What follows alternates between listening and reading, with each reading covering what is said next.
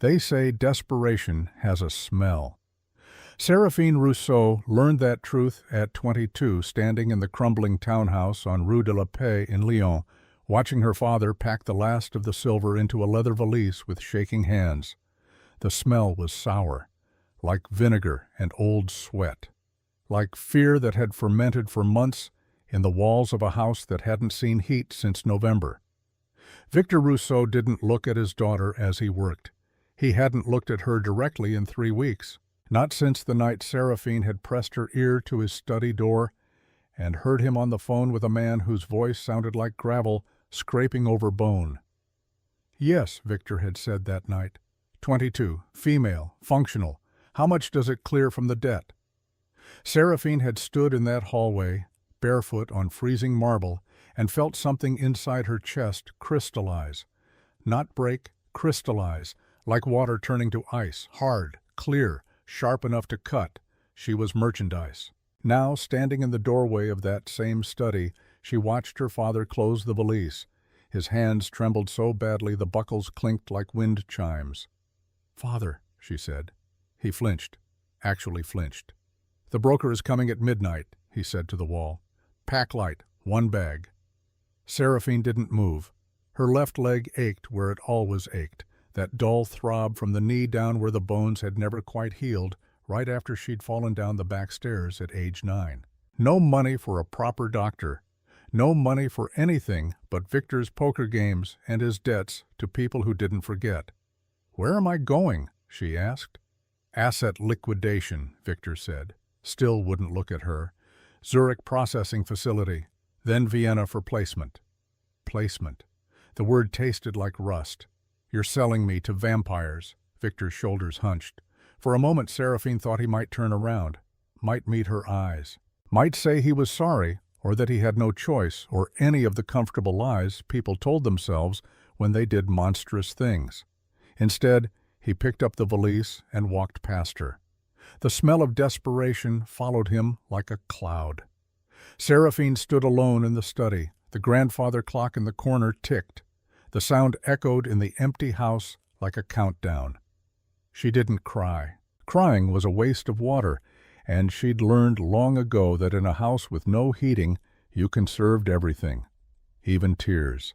She went upstairs, packed her threadbare wool coat, a change of clothes, the small knife she'd stolen from a kitchen drawer 6 months ago when she'd first heard the name Silas whispered in her father's nightmares. And she did something Victor would never expect. She went to his study, opened his laptop, found the email chain with the broker. Subject, asset number 404, Rousseau S. The messages were clinical. Height, weight, blood type, A positive, medical history, childhood injury, untreated, chronic anemia, estimated market value, low-grade domestic placement, $5,000 to $8,000. At the bottom of the chain, an attachment, facility protocols, Zurich processing. Seraphine read every word. By the time the doorbell rang at 12:03 a.m., she knew exactly what was going to happen to her. The broker was a ghoul named Silas. His skin looked like parchment paper stretched over a skull. His eyes were the color of old milk. He didn't manhandle her. Didn't need to. She walked to the black van parked at the curb with her head up and her small bag clutched in one hand. "Cooperative," Silas noted, checking a tablet. "Good. The difficult ones cost extra to sedate." Seraphine climbed into the back of the van. The interior smelled like bleach and copper. There were 6 other girls already inside, huddled on bench seats that ran along the walls. One of them, a stunning brunette with perfect skin and terrified eyes, looked at Seraphine and frowned. "What are you doing here?" the girl whispered. "You look half dead already." "Maybe I am," Seraphine said, and sat down on the cold metal floor because all the bench seats were taken. The van doors slammed shut. The engine started. Lion disappeared behind them. The brunette's name was Jessica. She cried for the first 2 hours, quietly, into her hands, like she was embarrassed to take up space with her fear. Seraphine didn't cry. She leaned her head against the vibrating wall and counted the minutes. Zurich was 8 hours away. She was right. They arrived at dawn. The facility sat in the mountains outside the city, hidden behind walls that looked like they belonged to a luxury spa. Marble pillars, manicured gardens, a fountain in the courtyard that probably cost more than Victor's entire debt. Inside it was a cattle ranch wearing a designer suit. The girls were separated, showered, given medical gowns that felt like paper, led one by one into examination rooms that smelled like antiseptic and something else, something sweet and cloying, like overripe fruit. Dr. Graves was the head physician. He was human, thrall-marked. The bite scars on his neck were old, faded to silver against pale skin. He looked at Seraphine the way a mechanic looks at a broken-down car. "Lie down," he said. She did. The examination was thorough, clinical, blood draw, heart rate, lung capacity. Dr. Graves frowned at the monitor. "Heart rate 42, he muttered to the nurse. "Iron levels abysmal. Platelet response sluggish." The nurse hovered her pen over a tablet. "Reject pile?" Dr. Graves held up the vial of Seraphine's blood. The overhead light turned it dark red, almost brown. "No," he said, after a long pause. "General lot. Mark her low grade. Someone might want a housekeeper too weak to run." The nurse typed. Seraphine watched her own classification appear on the screen. Lot 404. Domestic. Low grade. Constitutional deficiencies. "Sit up," Dr. Graves said. 3 injections. Standard protocol." "What's in them?" Seraphine asked. Dr. Graves met her eyes for the first time. There was something in his expression. Something that might have been guilt or might have been exhaustion. "Vitamins," he said. "Iron supplement, immune booster. Hold still." The first injection burned going in. The second felt like ice. The third made the back of her skull ache. "Headaches are normal," Dr. Graves said, not looking at her. "They'll pass in a few days." They didn't pass. For 3 weeks, Seraphine lived in a sterile room with white walls and a single window that didn't open. She was fed rich food, rare steak, spinach, liver, things meant to fatten livestock before sale. The headaches got worse. Sometimes, late at night, she would wake up with her hands moving without her permission, reaching for things she didn't want, tracing patterns on the wall she didn't understand. She told no one, and she watched Jessica, who got the silk robes and the vitamin IV drips, who was being groomed for the high-value lots, who would sell for millions to some aristocrat who wanted a beautiful pet. Seraphine got a gray linen shift dress that hung off her bony frame like a shroud. The night of the auction came. The transport was another van. This one had tinted windows and leather seats. The girls sat in silence. Jessica's hands shook so badly she couldn't fasten her seatbelt. Seraphine fastened it for her. "Thank you," Jessica whispered. "Don't thank me yet," Seraphine said. Vienna after dark was a city of old ghosts and new money. The van wound through the narrow streets, past buildings that had stood since before the Habsburgs fell. Then down, underground, into a parking garage that descended 5 levels beneath the streets. The Palais du Sang sat at the bottom like a jewel in a coffin. It had been an opera house once, 200 years ago, the kind of place where Mozart might have conducted. Now it was a marketplace for the immortal elite. The auction hall was massive. Tiered seating rose in semicircles around a central stage, red velvet seats, gold trim, chandeliers that dripped crystal like frozen tears. Seraphine stood backstage with the other lots, listening to the murmur of the crowd beyond the curtain. The air smelled like expensive cologne and old blood. An auctioneer in a crisp suit walked past, checking his tablet. His name tag read, "Sterling." "Lot 12, you're up," he called. A girl with platinum hair walked through the curtain. The crowd's murmur became a roar. Bidding started at 1 million, sold in 90 seconds for 2.8. One by one, the beautiful girls walked onto that stage and were bought like art or livestock or investments.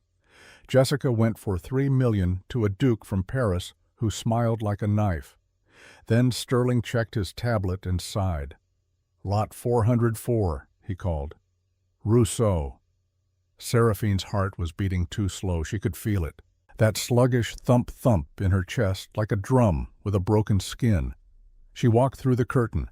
The spotlight hit her like a physical blow. Blinding, hot. She squinted, trying to see the faces in the darkness beyond.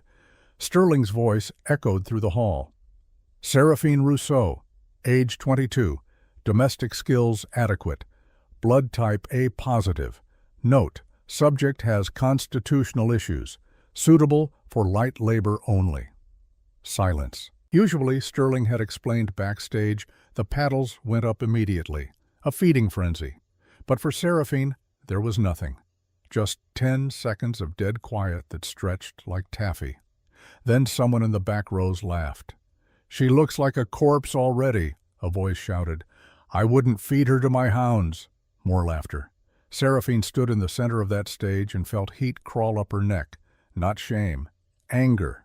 Crystallized anger. Sharp and cold. "Starting bid," Sterling said, his voice dropping with embarrassment. 5,000. No movement. 2,500. Nothing. Seraphine's hands curled into fists. She looked out at that dark crowd of monsters and thought, "You call me defective? I survived 22 years with nothing. What have you ever survived?" "If there are no bids," Sterling sighed, signaling to the guards, "subject will be remanded for disposal." Disposal, the incinerator. Or the feral pits where they threw the rejects to feed the mad ones who'd lost their minds to bloodlust. The guard stepped forward. Heavy boots on marble. Seraphine closed her eyes. So this is it, she thought. Victor got his debt cleared, and I get the trash chute. Then a voice cut through the hall like a blade through silk. "Wait." The word didn't shout. Didn't need to. It had the weight of centuries behind it.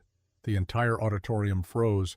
Even the guards stopped mid-step. Seraphine's eyes snapped open. High above the main floor there was a private box. The royal box. Sterling had mentioned it backstage, whispering. It had been empty for 30 years. The Eastern Territories' king didn't attend auctions, hadn't purchased a human in 300 years. Now a figure stood at the railing of that box. He was wearing a suit that cost more than Seraphine's childhood home. Black, perfectly tailored, with a silver watch that caught the chandelier light. His hair was dark as a raven's wing, swept back from a face that could have been carved from marble. And his eyes. Even from the stage, even through the spotlight's glare, Seraphine could see them. Violet. Electric violet. Like lightning trapped in ice. "I bid," the man said. Sterling stammered, actually stammered. Your Majesty, for this lot? We have a pristine B negative coming up in—" "I did not ask for your inventory analysis." The voice was a baritone, deep enough to vibrate in the floorboards. And there was something in it. Not cruelty. Weariness, like a man who had spoken the same sentences for so many centuries that the words had worn grooves in his throat. "How much?" the man continued. Sterling swallowed. The opening is 2,500, sire." 50 million. The gasp that went through the room sucked all the oxygen out of the air. Seraphine's knees buckled. She grabbed the podium to keep from falling. $50 million for the girl nobody wanted. Sterling's gavel hit the block so hard the handle cracked. "Sold! Sold to His Majesty King Theron Blackwell of the Eastern Territory." The crowd erupted, voices overlapping. Shock and confusion and something else. Fear. Seraphine looked up at the royal box. Theron Blackwell looked back. He didn't smile, didn't gloat. His expression was unreadable. But his eyes, those violet eyes, stared at her with an intensity that felt like he was counting the bones beneath her skin. Then he turned and walked away from the railing, disappeared into shadow. Seraphine stood alone on that stage, spotlight burning on her shoulders, and realized with cold clarity that she had just been bought by the only creature on earth who knew exactly what she was. She just didn't know what that meant yet. The ride to Blackwell Citadel was silent. Seraphine sat in the back of a Maybach with leather seats softer than any bed she'd ever slept in. The partition between her and the driver was tinted black. She could see nothing, hear nothing except the hum of the engine and her own heartbeat. Out the window, Vienna disappeared. The city lights gave way to darkness. Forest, mountains. The car climbed higher and higher into the Austrian Alps, winding through roads that looked like they'd been cut from the cliffside with a knife. She expected a Gothic nightmare, gargoyles and dungeons and iron maidens. Instead, the citadel appeared like a blade thrust into the mountain. It was modern, brutalist, all sharp angles and dark stone and glass that reflected the moonlight like mirrors.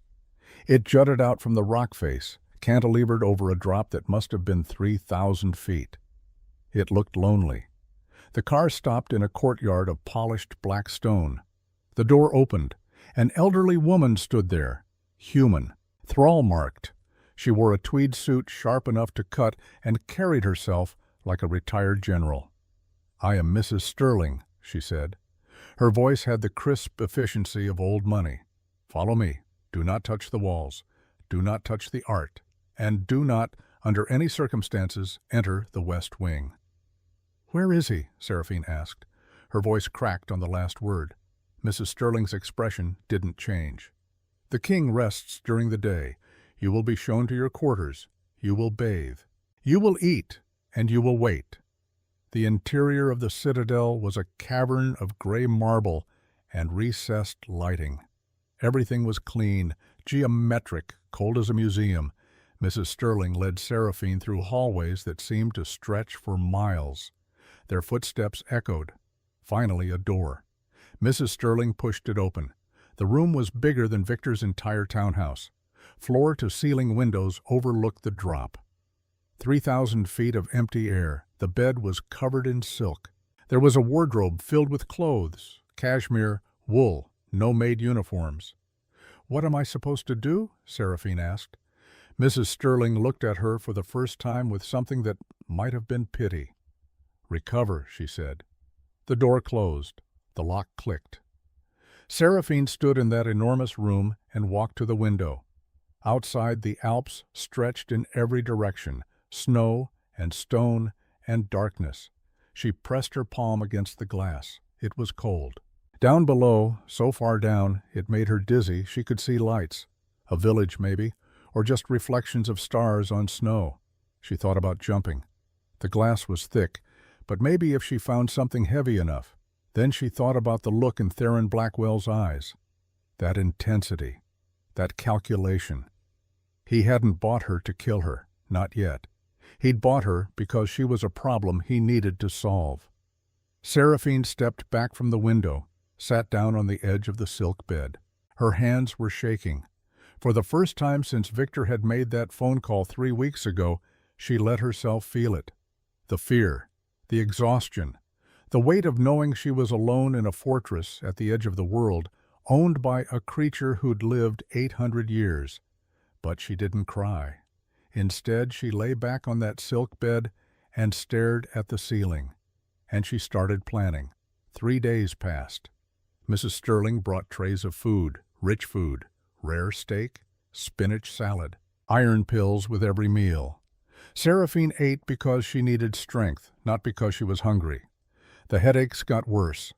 Sometimes she'd wake up in the middle of the day with her hands pressed against the wall, tracing symbols she didn't recognize.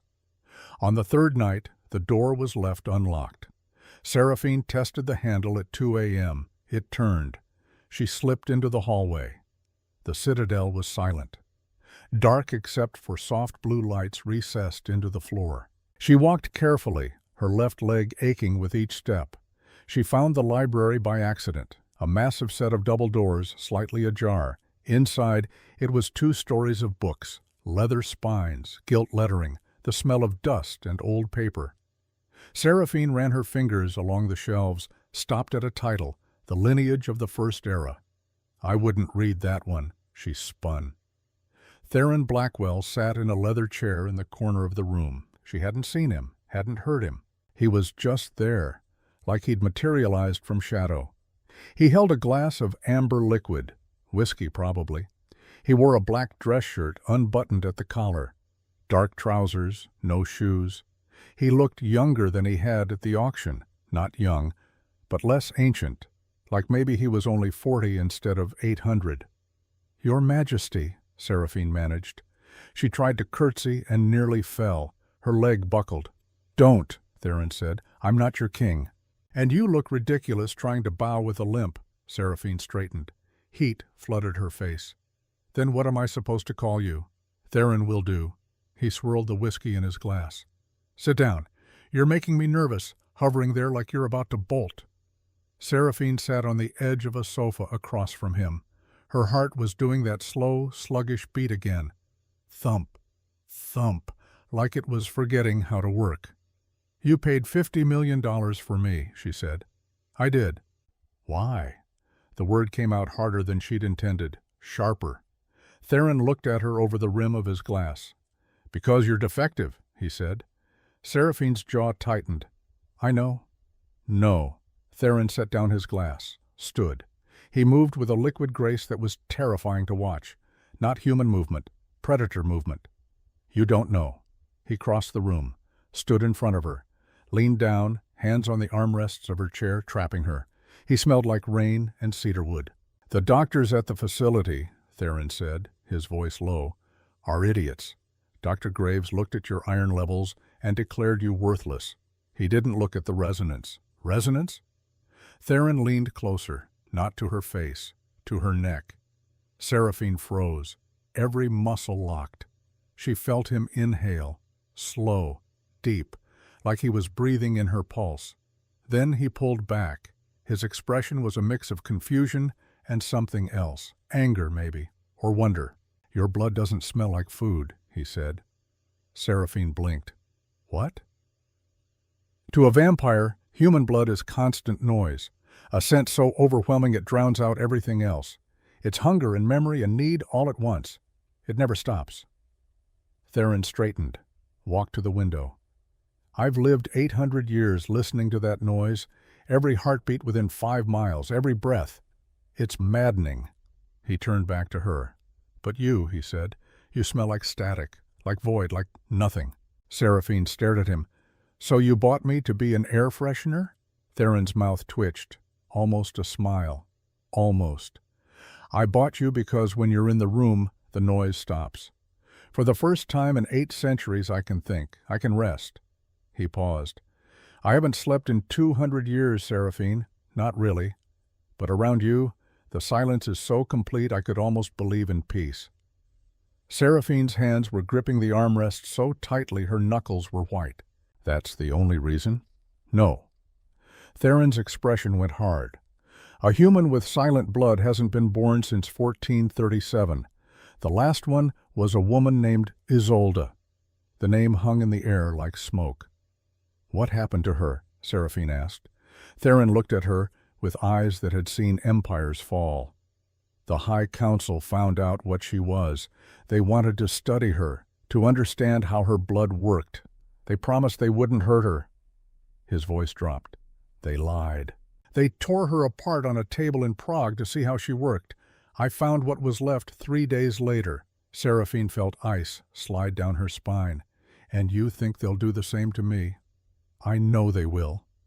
Theron walked back to her, knelt down so they were eye level. "I didn't buy you to eat you, Seraphine. I bought you to hide you. Because if the High Council finds out what you are, they won't just kill you. They'll start a war to possess you." The room was too quiet, too still. Seraphine met his eyes, those violet eyes that had seen centuries. "So I'm a prisoner," she said. "You're a guest under extreme protection," Theron corrected. "But yes, you cannot leave." "And if I try?" Theron's expression softened, just a fraction, just enough to let something human show through the predator mask. "Then you'll die before you reach the main gate. The wolves in these woods aren't metaphors." He stood, walked toward the door. Get some sleep," he said without turning around. "Tomorrow we start testing. I need to know if you're just a genetic anomaly." He paused in the doorway. or a weapon sent to kill me. Then he was gone. Seraphine sat alone in that library. 2 stories of books, leather and gold and silence. She looked down at her hands. They were the same hands that had scrubbed floors in Lyon, that had packed that small bag with the stolen knife. Now they were shaking. She wasn't safe. She was in the eye of a hurricane, and somewhere miles away in a penthouse that overlooked Manhattan, a phone was ringing. Constantine Draven picked it up on the second ring. "Did Blackwell take the bait?" he asked, swirling a glass of thick red liquid that was definitely not wine. "He did, my lord." The voice on the other end was Sterling's, the auctioneer. 50 million. Took her straight to the Citadel. Constantine smiled. His fangs were serrated, old-world fangs. The kind that tore instead of punctured. Perfect. He thinks he's hiding a rare artifact. He has no idea he just invited the Trojan horse into his bedroom. "Should I activate the protocol, my lord?" "Not yet." Constantine leaned back in his chair. Outside, New York glittered like a field of stars. Let her settle. Let him trust her. Let him need her. He took a sip from his glass. Human blood. O negative. Fresh. "When she wakes up," Constantine whispered, "Theron Blackwell will be nothing but ash, and the Eastern Territory will finally kneel." He hung up. On his desk, a file sat open, printed across the top in red letters, "Asset number 404. Protocol. Status armed." Inside, a photo of Seraphine Rousseau, taken at the Zurich facility while she slept, and beneath it, in Dr. Graves' handwriting, 3 words in ancient Sumerian, the activation phrase. The storm was coming. Seraphine just didn't know it yet. 6 weeks changed everything. Not quickly, not dramatically, but like stone wearing down underwater, Seraphine Rousseau became something else inside Blackwell Citadel. The testing had started the morning after their conversation in the library. Dr. Graves, the same physician who'd marked her as low-grade livestock in Zurich, now worked in a laboratory 3 floors beneath the main structure. He'd been extracted from the auction house, conscripted. He had no choice. Neither did Seraphine.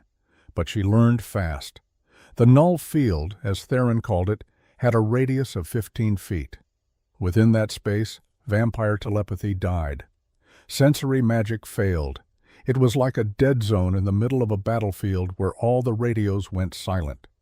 Dr. Graves ran the tests with hands that shook. Sometimes Seraphine caught him staring at her like she was a grenade with the pin pulled. "Increase the distance," Theron said one morning, standing outside the 15-foot perimeter. His voice had that edge it got when he was thinking tactically. Not as a king, as a general. Seraphine stood in the center of the lab. Around her, in concentric circles, they'd placed vampire thralls, marked humans whose minds were linked to their masters. "Now," Theron said. The thralls all spoke at once, a single sentence, synchronized perfectly through the telepathic link to Theron. Then Seraphine breathed. She didn't know what she did, didn't understand the mechanism, but something inside her blood, inside her cells, pushed outward. The thralls closest to her stopped mid-word. Their eyes went blank, the link severed like cut wire. Dr. Graves made a note on his tablet. His hand trembled. "Radius increased to 18 feet, he said. "Subject shows potential for weaponization," Theron finished. He looked at Seraphine through the glass partition.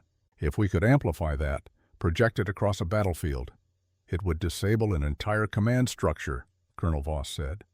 The vampire stood beside Theron, arms crossed, retired military, Eastern Front, World War I.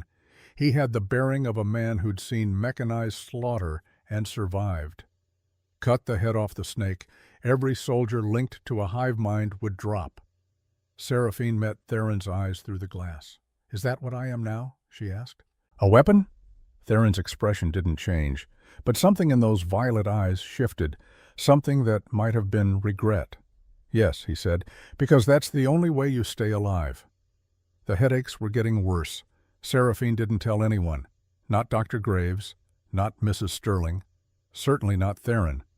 They came in waves, sharp, blinding, like someone was driving a heated nail through her temple and into her brain. They lasted 30 seconds, sometimes a minute. Then they'd fade, leaving her dizzy and nauseous. She'd wake up at 3 in the morning with her hands pressed against the wall again, tracing patterns, symbols she didn't recognize.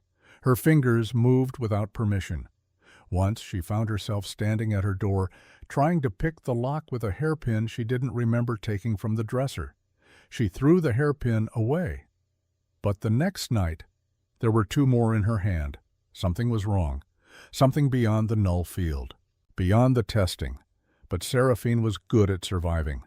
And survival meant keeping your weaknesses hidden. So she swallowed the headaches, hid the tremors, and learned everything she could about the world Theron was trying to navigate.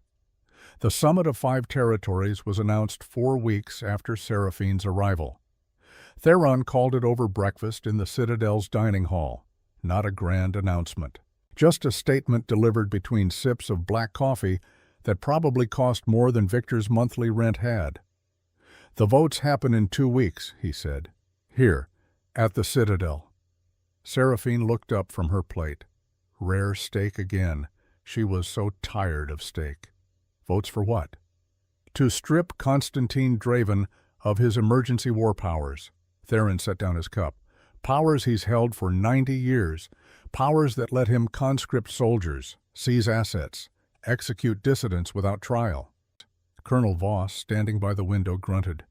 Powers he's used to build the largest standing army in vampire history. He won't give them up, Seraphine said. No. Theron's smile was sharp. Which is why we're forcing a vote. The council charter requires 4 of 5 territorial sovereigns to agree. I have 2 votes, myself and Duchess Kira of the Northern Reaches. You need 2 more. 3 are undecided. Duke Alaric of Saxony, Sovereign Amara of Nubia, Baron Frost of New England. Theron leaned back in his chair. They're coming here, to meet, to debate, to decide if they want to risk Constantine's wrath by voting against him. Seraphine understood immediately. And you need me there. Your null field means they can speak freely. No spies, no telepathic eavesdropping, no fear that Constantine is listening through his network. Theron met her eyes. You're the only secure room in a world of open doors. So I sit in a corner and be furniture. You sit at the table, Theron corrected, and you listen and you learn. Voss made a sound that might have been approval or might have been a cough. Seraphine cut another piece of steak, chewed slowly, swallowed. What do I get? She asked. Theron raised an eyebrow. You're negotiating? You taught me to. You said I wasn't a pet. I was an asset. Assets have terms. Voss actually smiled. Theron studied her for a long moment. Then he nodded. Name them. When this is over. When Constantine is neutralized and the war powers are stripped, I want my freedom. Full legal emancipation. No ownership. No bond. Done. And you shut down every trafficking operation in your territory, not just the auctions, all of it, the breeding farms, the blood banks that use unwilling donors, everything. Theron's expression went cold, not with anger, with calculation. That will cost billions, he said. Entire industries will collapse. I don't care. It will make enemies. You already have enemies. Theron looked at Voss. The colonel shrugged. She's not wrong, sire. Theron turned back to Seraphine, extended his hand across the table. Agreed, if we survive. Seraphine shook his hand. His skin was cold, dry. The grip was firm enough to crush bone, but he held back. When he released her, she could still feel the ghost of his fingers. The delegates arrive in 1 week, Theron said. You'll attend every meeting, every dinner, every private conversation. Your presence is the guarantee of security. Understood. And Seraphine? She looked up. Don't trust any of them, Theron said quietly. Not Alaric, not Amara, not Frost. They're not here because they believe in reform. They're here because they're terrified of what happens if Constantine consolidates more power. Fear makes people dangerous.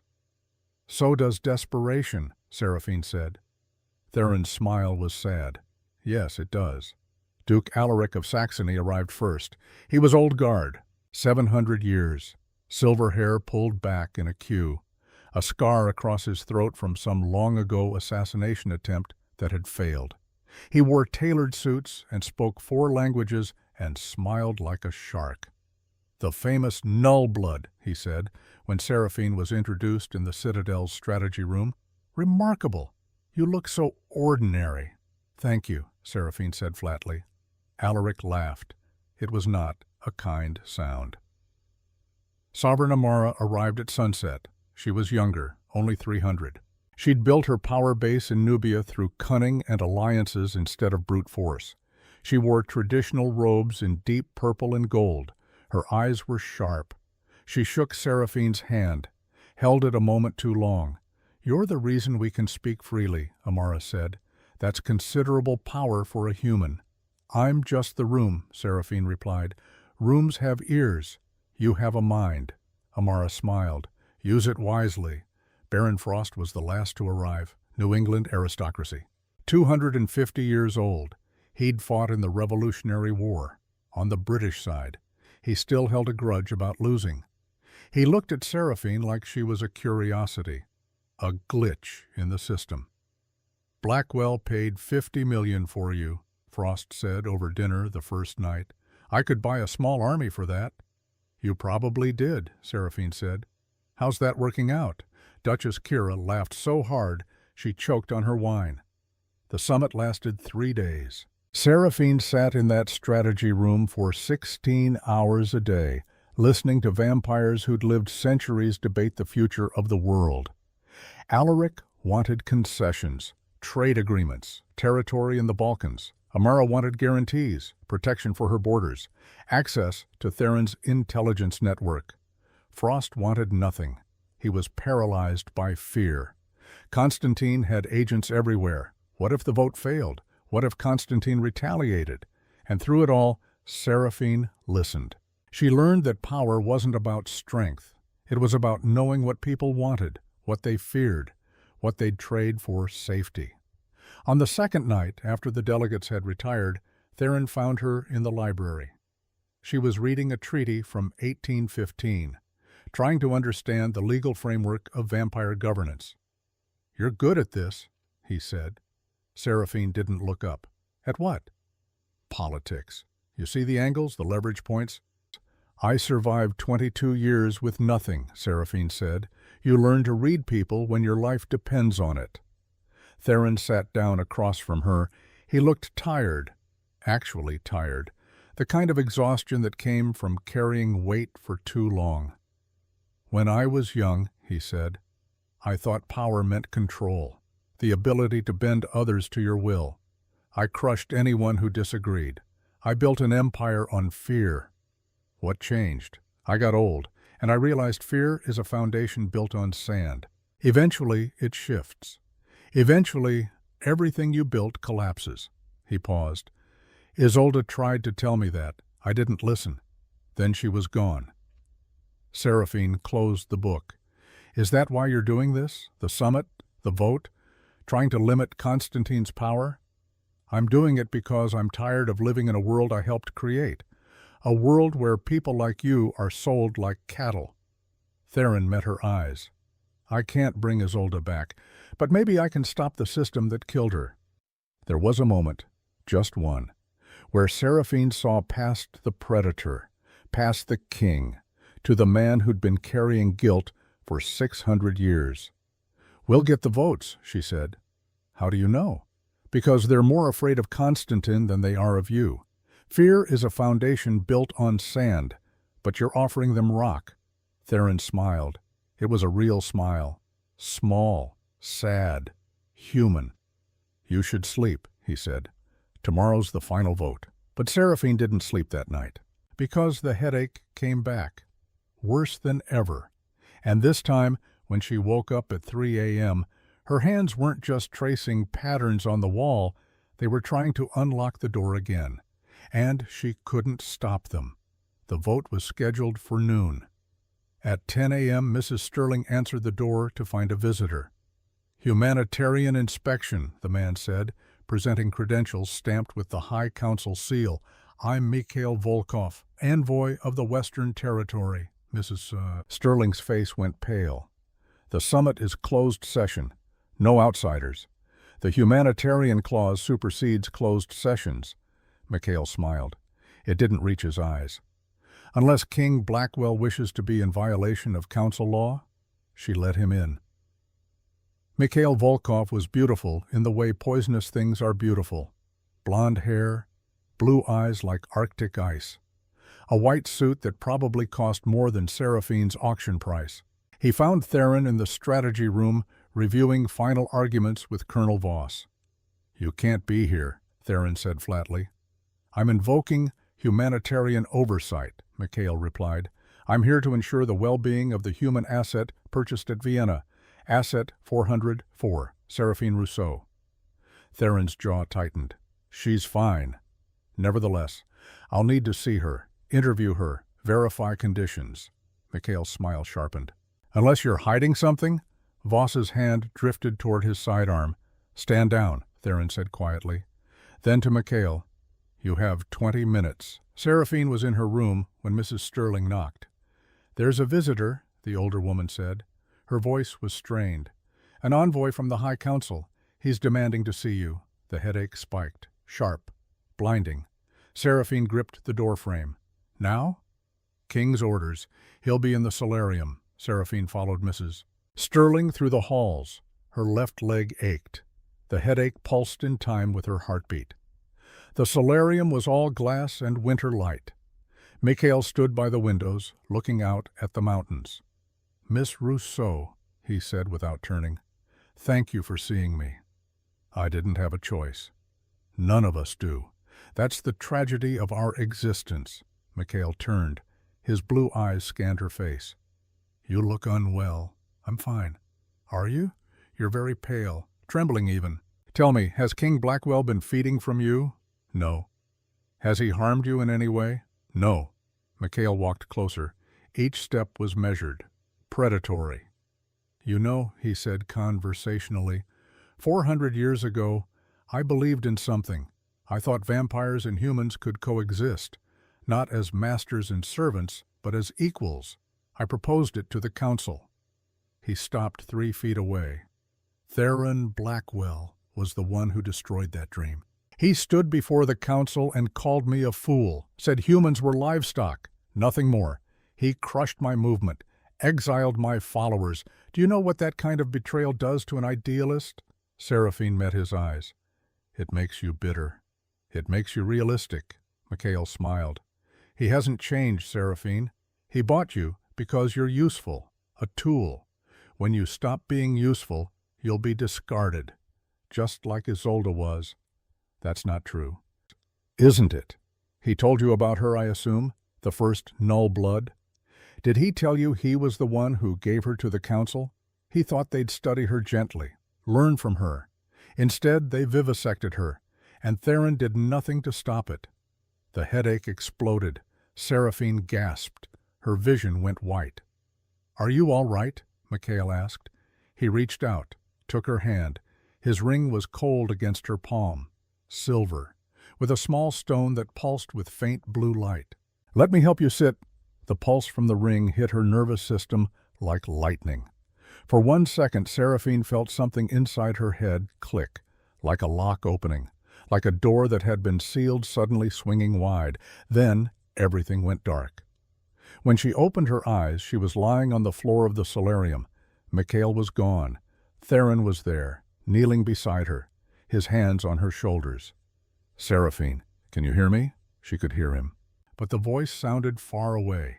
Inside her head, something else was speaking. Protocol Alpha, eliminate primary target. Protocol Beta, destroy coalition documents. Protocol Gamma, transmit defensive grid access codes. The words weren't hers. They were cold, mechanical, like a computer program running in the background of her thoughts. I'm fine, Seraphine heard herself say. Her voice sounded normal, calm, but inside she was screaming. Mikhail triggered something, Theron said. I felt it. The null field spiked. What did he do? Nothing. We just talked. Liar. She was a liar. But her mouth wouldn't say the truth. Protocol Alpha. Eliminate primary target. She needed to kill Theron. No, she didn't. She didn't want to hurt him. But her hands wanted to find a weapon. You need to rest, Theron said. He helped her stand. The vote is in an hour. Can you manage? Yes. Protocol Alpha. Eliminate primary target. I'll be fine. The vote happened at noon in the strategy room. Seraphine sat in her usual place, the corner, the null field zone where everyone could speak freely. Theron presented the final arguments, the case against Constantine's emergency powers, the need for reform. Duke Alaric voted yes. His price had been paid. Territory in the Balkans. Sovereign Amara voted yes. Her guarantees secured. Baron Frost hesitated. His hands shook on the table. If Constantine retaliates, he began. He won't, Theron said. 4 votes strip his legal authority. He'll have no choice but to comply. Frost looked at Seraphine. What do you think? Inside her head, Protocol Alpha. Eliminate primary target. I think you're afraid, Seraphine said. But courage isn't the absence of fear. It's doing what's right despite it. Frost voted yes. The room erupted. Duchess Kira embraced Theron. Alaric poured champagne. Seraphine stood, smiled, said the right things. And inside her head the protocol screamed. She waited until 2 a.m. The citadel was silent. Theron was in his study, reviewing implementation plans for the power transfer. Seraphine walked through the halls. Her left leg didn't ache. The protocols had turned off her pain receptors. She found the medical bay, found the tray of surgical instruments Dr. Graves had left out. She picked up a scalpel. Protocol Alpha, eliminate primary target. She walked to Theron's study. The door was ajar. He sat at his desk, reading. He didn't hear her approach, didn't sense her because the null field masked her presence. Seraphine raised the scalpel. Her hand moved fast, faster than human. The protocols burning through her life force to generate speed. She aimed for his throat. Theron's reflexes saved him. He moved, impossibly fast. The scalpel missed his jugular by a millimeter, sliced a thin red line across his neck. "Seraphine!" he roared. But she was already moving, no hesitation, no fear, just cold mechanical purpose. She slashed again. Theron caught her wrist. "Stop, this isn't you." Protocol Alpha, eliminate primary target. She drove her knee into his ribs, heard something crack. Theron grunted, released her wrist. Alarms blared. Colonel Voss burst through the door. "Sire!" Seraphine turned, threw the scalpel. It embedded in Voss's shoulder. "She's compromised," Voss shouted. "Terminate!" 2 guards rushed in. Seraphine moved like water, like violence given form. She'd never trained, never fought. But the protocols knew how. She broke one guard's arm, drove her palm into the other's nose, bone crunched. "Don't kill her," Theron commanded. But Seraphine wasn't trying to fight them. She was trying to reach the door. Protocol Beta. Destroy coalition documents. The treaty drafts were in the war room, 3 floors down. She ran. Theron chased. "Seraphine, fight it! Whatever Mikhail did, fight it!" Inside her head, the real Seraphine was trapped, screaming, beating against walls that wouldn't break. She reached the war room. The documents were spread across the table. She grabbed them, shoved them toward the fireplace. Theron tackled her. They hit the floor, papers scattered. "I don't want to hurt you," he said. His hands pinned her shoulders. Blood dripped from the cut on his neck onto her face. "Please, come back." For 1 second, Seraphine's eyes focused, really focused. "I can't," she whispered. "I can't stop." Then the protocol surged. She head-butted him. His nose broke. He reared back. Seraphine rolled, stood, ran. Not to the documents anymore, to the ammunition depot. Protocol, Gamma, transmit defensive grid access codes. To do that, she needed access to the central server. But the server room was hardened, shielded. No wireless access, so the protocols had a backup plan. destroy the ammunition depot. Shields would fail automatically to prevent secondary explosions from damaging the structure. Seraphine reached the depot. Her hands moved without her permission, typing access codes she shouldn't know. The timer armed. 20 minutes. Behind her, Theron arrived. Voss. A dozen guards. "Seraphine, step away from the panel," Theron said. She turned, looked at him with eyes that were hers, but also weren't. "I'm sorry," she said. "I'm so sorry. It's not your fault." "It is. I should have told you. The headaches, the hands moving on their own. I knew something was wrong." Theron moved closer, slowly, like approaching a wounded animal. "We can fix this. Dr. Graves can remove whatever Mikhail put in you." "No time. 20 minutes until detonation." Voss swore. "Sire, we need to defuse it." "If you defuse it," Seraphine said, "I'll upload the codes while you're distracted.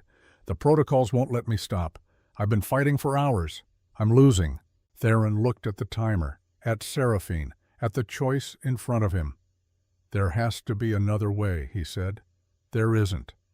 15 minutes. "You could kill me," Seraphine said. "I'd rather die by your hand than theirs." "No." "Theron." "No." 10 minutes. Seraphine could feel the protocols getting stronger. Her fingers twitched toward the keyboard, toward the upload command. "Do it now," she said, "or we all die. Please." Theron's face was anguish incarnate. "Forgive me," he whispered. He moved behind her, wrapped his arm around her throat. Sleeper hold. Seraphine fought. The protocols made her fight even though she didn't want to. Her nails raked his arms, drew blood. "I'm sorry," Theron said into her ear. "I failed you like I failed Isolde." The pressure increased. Blood flowed to her brain cut off. The world dimmed. The last thing Seraphine heard was Voss shouting, "Timer's still running. 3 minutes." Then darkness. When Theron laid Seraphine's unconscious body on the floor, his hands were shaking. "Defuse it," he ordered. Voss ran to the panel. His fingers flew. "It's not responding. She changed the codes. I can't." 2 minutes. "Evacuate the citadel," Theron said. "Sire, the delegates—" "Get them to the bunkers, now!" The guards scattered. Alarms blared louder. Theron knelt beside Seraphine. Her pulse was weak, thready. She'd burned through so much energy fighting the protocols. 1 minute. "I'm sorry," he said again. "I should have protected you better." 30 seconds. Voss grabbed his arm. "Sire, we have to go." Theron picked up Seraphine, cradled her against his chest. "Run," he said. They ran. The explosion came at 0000, not massive, controlled, but enough. The shockwave rippled through the citadel. Emergency protocols activated. The defensive shields flickered, then died. The blue shimmer that had protected Blackwell Citadel for 200 years went dark. In the forest beyond the walls, 3,000 pairs of eyes opened. Red eyes. Constantine's army had been waiting for 6 weeks. Now the door was open. A horn blew, low, mournful, the sound of war. Theron stood in the courtyard, Seraphine still unconscious in his arms, and watched the darkness come alive. Thralls on all fours, ghouls in tactical gear, vampire knights in black armor, and behind them, on the ridge, a figure in a blood-red cloak. Constantine Draven had come personally. His voice boomed across the valley, amplified by magic. "Theron Blackwell, your coup ends tonight. Send out the delegates, and I'll let your soldiers live." Theron handed Seraphine to Voss. "Get her to the panic room," he said. "Lock it. Don't open it for anyone but me." "And you?" Theron's eyes flared violet. His fangs descended, 800 years of controlled violence unleashed. "I'm going to remind them why they used to fear me." He leaped from the courtyard to the wall. 30 feet, effortless. The army charged, and the siege of Blackwell Citadel began. Inside the panic room, deep beneath the citadel, Seraphine's eyes snapped open. They were black, empty, soulless. The protocols weren't done. She looked at the vent in the ceiling and started to climb. The siege of Blackwell Citadel did not begin with glory. It began with mud and blood, and the sound of bones breaking. Theron Blackwell stood on the northern wall, coat discarded, shirt soaked through with red that wasn't his own. Around him, the bodies of the first wave lay twisted in positions that defied anatomy. He'd killed them with his bare hands. No weapons, no mercy. Just 800 years of accumulated rage, finally given permission to breathe. Below, the second wave gathered, ghouls howling, thralls loading crossbows with silver-tipped bolts, vampire knights in formation, shields locked, waiting for the order. Constantine's voice echoed from the ridge. "You cannot win, Blackwell. Surrender the delegates and the girl, and I'll grant your soldiers clemency." Theron spat blood over the wall. "Come and take them." Colonel Voss appeared at his side, rifle in hand. "Sire, Duchess Kira's reinforcements are 30 minutes out, 1,000 strong, but we're outnumbered 3-1 until they arrive. Then we hold for 30 minutes. Against that?" Voss gestured at the army massing in the darkness. 3,000 soldiers, disciplined, equipped, linked through Constantine's telepathic network into a single coordinated killing machine. "We've held against worse," Theron said. "When? Never. But there's a first time for everything." The horn blew again. The second wave charged. Inside the panic room, Seraphine crawled through the ventilation shaft. Her body moved without her permission. Hands and knees scraping against metal. The protocols had shut off her pain receptors again. She didn't feel the cuts, didn't feel her ankle twist and swell as she climbed. Protocol Gamma. Transmit defensive grid access codes. The main server room was 3 levels up. The vents would take her there. Inside her mind, the real Seraphine screamed, "Stop. Please stop. I don't want this." But her body didn't listen. It never listened anymore. She reached a junction, turned left. The sound of battle vibrated through the metal. Explosions, gunfire, the wet crunch of bodies hitting stone. People were dying. Because of her. Seraphine's hands kept moving, pulling her forward, inch by inch, through the darkness. Then she heard something else. Voices. Coming from a vent grate below, she looked down through the slats. Dr. Graves, in his laboratory, packing equipment into cases with shaking hands. And someone else, a woman, gray hair, efficient tweed suit, Mrs. Sterling. "We should evacuate," Mrs. Sterling said. "The Citadel won't hold." "I can't." Dr. Graves dropped a beaker. It shattered. He didn't pick it up. "If I run, Constantine kills my family, my daughter, my grandson. He has them in Prague, hostages." Mrs. Sterling's face softened. "I didn't know. No one knows. That's the point." Dr. Graves sank into a chair, put his head in his hands. "I implanted the nanobots in Zurich. I activated them with the injections. I'm the one who turned that girl into a weapon, and I did it to save my own family." The silence stretched. "We're all cowards in the end," Mrs. Sterling said quietly. "I served Constantine for 40 years before Theron freed me. I did things, terrible things, because I was afraid to die. Does it get easier, the guilt? No, you just learn to carry it." Dr. Graves looked up. "Can we stop her? Remove the nanobots?" "Not without killing her. The technology is too integrated. It's grafted to her neural pathways." Then she's already dead. Above them, in the vent, something inside Seraphine broke. Not the protocols. Those were still running, still driving her body forward. But something else, some core of self that the protocols couldn't touch. She thought, "I'm going to die tonight.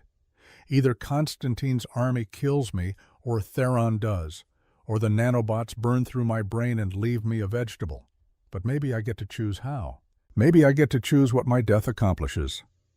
The protocols pulled her forward, away from the laboratory, toward the server room. But Seraphine didn't fight them anymore. She let them pull, let them drive her mechanical body through the vents, because she had a plan. On the walls, Theron was losing, not quickly, but inevitably. The second wave had broken against the defenders like surf against rock, but waves erode rock, given enough time, enough pressure. 200 of Constantine's soldiers dead, but Theron had lost 50 defenders. Men and women who'd served him for decades. Gone. Baron Frost appeared beside him, bleeding from a gash across his forehead. "My guard captain is dead," Frost said. "Half my escort is gone. We should retreat to the inner sanctum. If we retreat, they'll overrun the gates. If we stay, they'll kill us all." Theron grabbed Frost by his collar, lifted him off his feet. "Then die standing, or run and die on your knees. Choose." He dropped the Baron. Frost stared at him, then picked up a fallen sword. "I choose standing." The third wave came at dawn, larger, coordinated. Constantine's knights in full-plate armor, shields interlocked, marching in perfect formation. "Testudo," Voss muttered. "Roman tactics. They're going for the gate." "Light them up," Theron ordered. The defenders fired. Rifles, crossbows, anything that could punch through armor. The knights' shields held. They marched through the hail of projectiles like a tank battalion. They reached the gate. Battering ram. Enchanted. Each impact sent shockwaves through the stone. Boom, boom, boom. "Sire," Voss shouted, "the gate won't hold." "I know." Theron leaped from the wall, 30 feet down, landed in front of the gate just as it exploded inward. The knights poured through. Theron met them alone. What happened next would be talked about in vampire circles for the next century. Theron Blackwell, unarmed, facing 200 armored knights. He moved like a scythe through wheat, ripping through armor, snapping necks, tearing limbs from sockets with his bare hands. He was a whirlwind of controlled savagery. Every motion economical, precise, lethal. The knights tried to swarm him, tried to bring him down through sheer numbers. He killed 40 before they retreated, but it cost him. A silver bolt in his shoulder, a blade across his ribs, burns from holy water grenades. He stood in the shattered gateway, bleeding, surrounded by corpses, and looked up at the ridge where Constantine watched. "Is that all you have?" Theron roared. Constantine's laughter echoed across the valley. "Oh, Blackwell, that was just the appetizer." From the forest, more eyes opened. Thousands more. This wasn't a siege, it was an extermination. Seraphine reached the server room. The protocols guided her hands, bypassing the biometric locks. Entering codes she shouldn't know. The door opened. Inside, banks of servers hummed. Cooling fans whirred. The digital heart of Blackwell Citadel's defenses. Protocol Gamma. Transmit defensive grid access codes. Seraphine's hands moved to the keyboard, then stopped. Because she'd realized something. The protocols controlled her body, but they didn't control her mind. Not completely. They couldn't stop her from thinking, from planning, from choosing. The defensive grid codes were valuable, but they weren't the real prize. The real prize was Constantine's telepathic network, the hive mind that coordinated his entire army. Seraphine had spent 6 weeks learning about null fields, about how her blood disrupted vampire magic, about amplification and projection. And she'd spent 3 days listening to the most powerful vampires in the world debate strategy. She knew things, dangerous things. Her hands typed. Not the command the protocols wanted, a different command. She accessed the Citadel's medical database, found her own file, found the scans of her blood, the analysis of her null field. And she sent it to the one person who might understand what to do with it, Dr. Graves. Then she collapsed. The protocol screamed, tried to force her hands back to the keyboard, but Seraphine was done obeying. She'd accomplished what she needed to. Now she just had to survive long enough for it to matter. Dr. Graves' tablet pinged.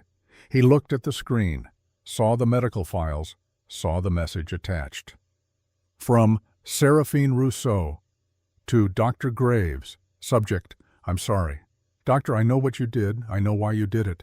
I don't forgive you, but I understand. The nanobots in my brain are killing me. I can feel them burning through my neural pathways. I have maybe an hour left before I'm gone. But before I go, I can be useful one more time. My null field disrupts vampire telepathy. Constantine's entire army runs on a hive mind. If you could amplify my field, project it across the battlefield, you could sever his network. Disable 3,000 soldiers in one pulse. The cost would be my life. The strain would kill me instantly. But it would end the war. Tell Theron I'm sorry I wasn't strong enough to fight the protocols. Tell him this is my choice, not Constantine's, not yours. Mine, and tell him to make it count. S. Dr. Graves read the message 3 times. Then he ran. He found Theron in the courtyard, preparing for the 4th wave. "Sire, I need 5 minutes." Theron turned. His face was a mask of blood and ash. "We don't have 5 minutes. It's about Seraphine." That stopped him. Dr. Graves explained, fast, breathless, the message, the plan, the cost. When he finished, Theron was silent. "It would kill her," he said finally. "Yes.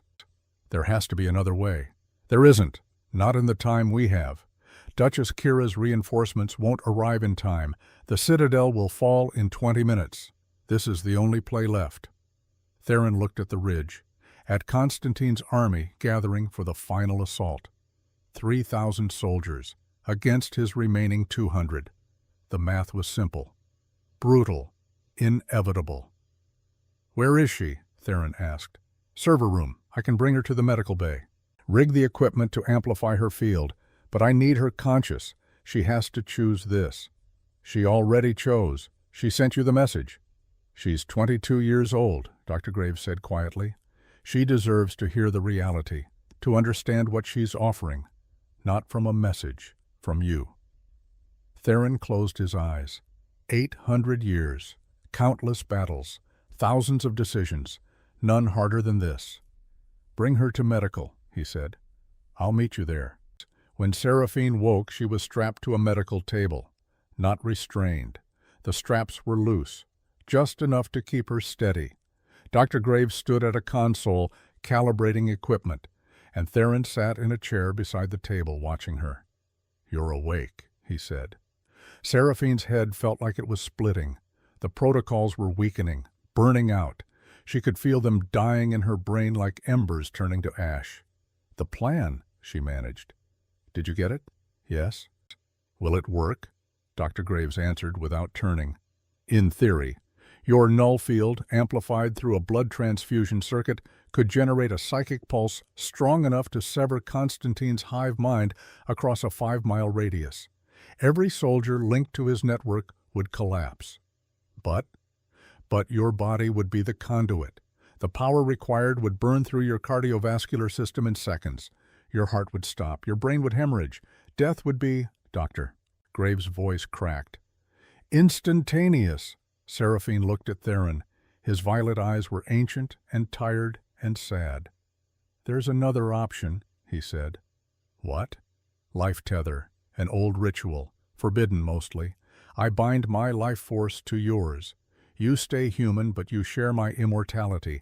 If I die, you die. If you die, I die. It's a blood bond. Permanent." "But I could still do the pulse?" "No, the tether would stabilize you, keep you alive, but it would also mean you couldn't be the weapon. You'd just be—" Theron's hands curled into fists. "You'd just be alive, safe, with me, for as long as I exist." The choice crystallized. Safety or sacrifice. Outside, an explosion rocked the Citadel. Screams echoed through the corridors. "How many?" Seraphine asked. "How many what?" "How many will die if I choose safety? How many of your soldiers? How many civilians in the villages below when Constantine wins and marches on?" Theron looked away. "Thousands. And if I do the pulse? The war ends tonight." Seraphine closed her eyes, saw her father's face, saw the auction block, saw Jessica being sold for $3 million, saw the holding cells in Zurich where girls were graded like livestock, saw Isolde, 600 years dead, torn apart on a table. She'd been merchandise her whole life. Maybe it was time to be leverage. "Do the pulse," she said. "Seraphine, I'm not asking permission. I'm telling you what I choose." Theron stood, loomed over her. "You don't have to do this. Neither did you." When you were young. When you crushed Mikhail's peace movement because it was easier to rule through fear, but you did, and you've spent 600 years trying to atone. She met his eyes. This is my atonement. For surviving when so many didn't.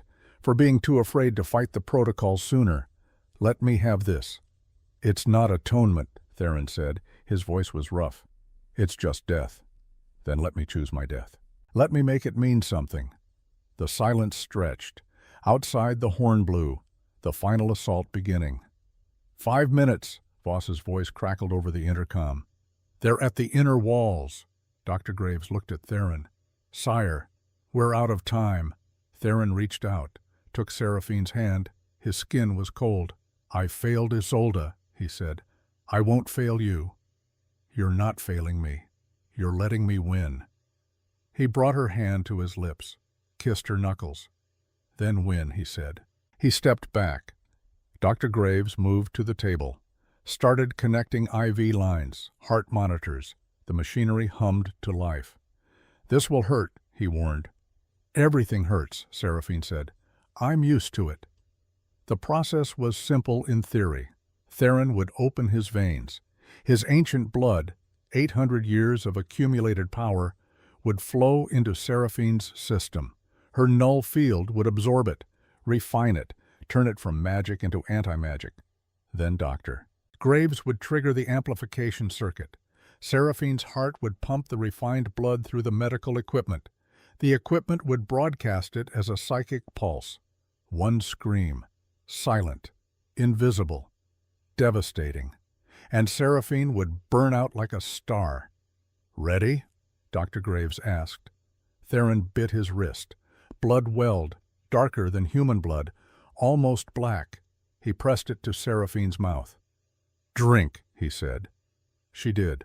The taste was copper and smoke and something else. Something that tasted like time itself, like centuries compressed into liquid. It burned going down. Then Theron bit her neck. Not gentle, not romantic, deep, primal. The kind of bite that meant business. The connection slammed into place. Seraphine gasped. Her back arched off the table. She could feel him. Not just his blood, his mind, his memories. 800 years of life and death and guilt crashing into her consciousness like a tsunami. She saw wars, plagues, empires rising and falling. She saw Isolde, beautiful, laughing, telling Theron about her dreams for peace. She saw Isolde on the table, screaming. Theron too late, always too late. And she saw herself, through his eyes, not as a weapon, not as a tool, as a person, complicated, brave, broken in ways that matched his own breaks. I see you, Seraphine whispered. Theron pulled back from her neck, blood on his lips. And I see you, he said. Now, scream. Dr. Graves hit the switch. The amplification circuit engaged. Seraphine's null field exploded outward. Not sound, not light, just absence. A wave of pure nothing that radiated from the medical bay like a shockwave from ground zero. It passed through the citadel walls, through stone and steel and earth, through the bodies of 3,000 soldiers linked to Constantine's telepathic network. And it severed every connection. On the battlefield, the effect was instantaneous. Knights mid-charge suddenly stopped, looked around in confusion. The voice in their heads, Constantine's voice, always there, always commanding, went silent. Ghouls howled, lost, directionless, without the hive mind telling them where to go, what to kill. Thralls collapsed. The mental link to their masters snapped like cut wire. They clutched their heads, bleeding from eyes and ears. And on the ridge, Constantine Draven screamed. The feedback was catastrophic, 3,000 minds all disconnecting at once. The psychic backlash hit him like a freight train. His eyes burst. Blood poured down his face. He fell from his horse. His guards caught him, dragged him away from the battlefield. But the damage was done. His army, leaderless and confused, began to retreat. Then Duchess Kira's reinforcements arrived from the north. 1,000 fresh soldiers. The rout became a massacre. In the medical bay, alarm screamed. Seraphine's heart had stopped. Dr. Graves started compressions. No pulse. She's flatlined. Theron shoved him aside, bit his wrist again, forced more blood into Seraphine's mouth. Live, he commanded. I order you to live. Nothing. Her skin was gray, her lips blue. Sire, Dr. Graves said gently, she's gone. No. Theron started chest compressions himself, counting. 1, 2, 3, breathe. I don't accept this. Sire, I said no. He compressed, breathed, compressed, breathed.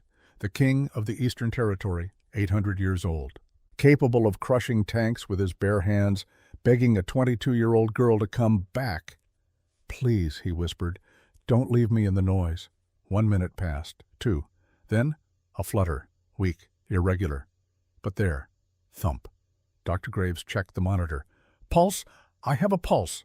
Theron kept compressing, kept breathing for her. Come on, come on. Seraphine's eyes opened, hazel, clear, alive. She coughed, turned her head, vomited blood. Easy, Theron said. He held her steady. Easy. Seraphine's voice was raw. Did it work? Yes? Good. She closed her eyes. Don't you dare, Theron said. Stay with me. Tired. I know, but you stay awake. That's an order. Seraphine's mouth twitched. Almost a smile. Not your subject. You are now. I'm doing the tether, right now. You don't get a choice. Dictator. Absolutely. Dr. Graves prepared the ritual. Silver knife. Ancient words in a language dead for millennia. Theron cut his palm, cut Seraphine's palm, pressed them together. I, Theron Blackwell, bind my life to yours. My breath is your breath. My time is your time. The debt is paid. Golden light. Warm. Soft. It traveled up Seraphine's arm, chasing away the gray in her skin, the blue in her lips. Her breathing stabilized. Her heart found rhythm. And in her hazel eyes, a tiny fleck of violet appeared. I can hear you, she whispered. Theron froze. What? Your heart, I can hear it. Like a drum. The tether went both ways. She wasn't just bound to his life. She was bound to his soul. Theron brought her hand to his lips, kissed the blood on her palm. How does it sound? He asked. Seraphine smiled, weak, exhausted, alive. Lonely, she said, but getting better. 6 months later, Paris, the High Council Hall. Seraphine walked through the marble corridors with her head up. Her left leg didn't ache anymore. The tether had healed it. Knit the bones stronger than they'd ever been. She wore a tailored suit, charcoal gray, expensive.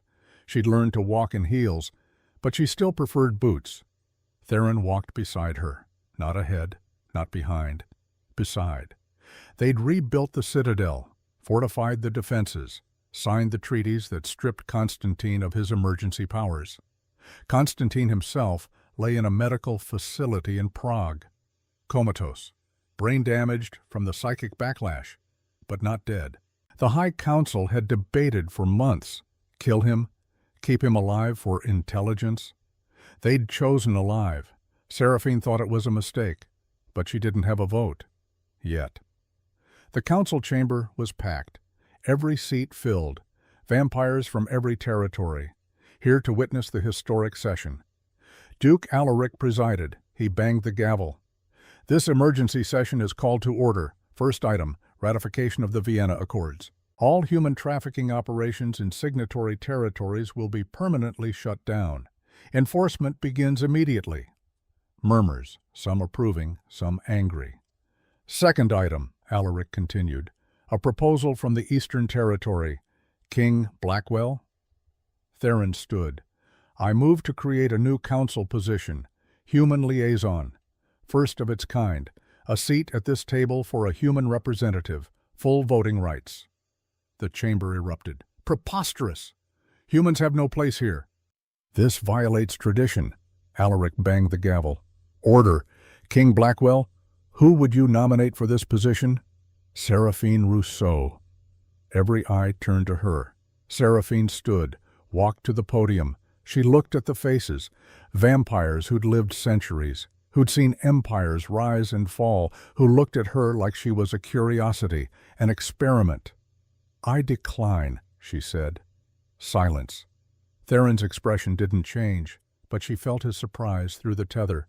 "You decline?" Alaric repeated. "Yes, I'm not human anymore, not really. The tether changed me, froze me at 22. I'll live as long as King Blackwell lives. Centuries, probably." Seraphine's voice was calm, clear. "I'm not vampire. I'm not human. I'm something else. Something you built when you tried to turn me into a weapon." She looked at the empty chair where Constantine should have been. "You want someone to speak for humanity? Find a human. Someone who still remembers what it's like to be mortal, to fear death, to have children and grow old and leave something behind." "Then what will you do?" Duke Alaric asked. "I'll do what I was built to do. I'll be the weapon, the deterrent, the insurance policy that keeps you honest." She smiled. It was not a warm smile. "Because if any of you try to restart the trafficking, if any of you decide the old ways were better, I'll be there, and you know what I can do." The silence was heavy. Sovereign Amara leaned forward. "Is that a threat?" "It's a promise." Theron stood beside her. "Any questions?" There were none. The session adjourned. Outside Paris at night. Seraphine and Theron walked along the Seine. City lights reflected on dark water. "You didn't tell me you were going to decline," Theron said. "You didn't ask." "I thought you'd want the power, the influence." "I don't want power. I want them afraid. Fear keeps people honest." Seraphine stopped, looked at the river. "Do you regret it? The tether?" "Every day." "Liar." Theron smiled. "Some days." "I regret it too sometimes.